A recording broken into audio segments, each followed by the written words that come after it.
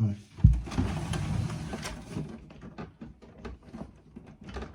Onto the power lead.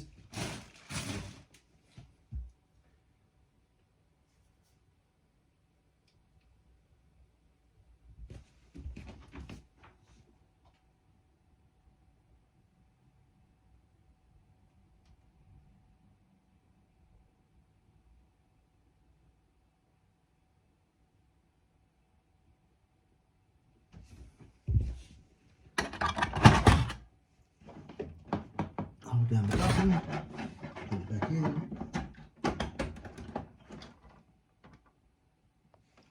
And there we go.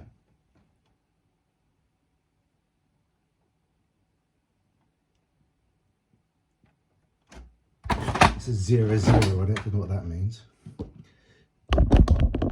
Doesn't look very helpful, does it? Oh, there we go. We're back. So there you go.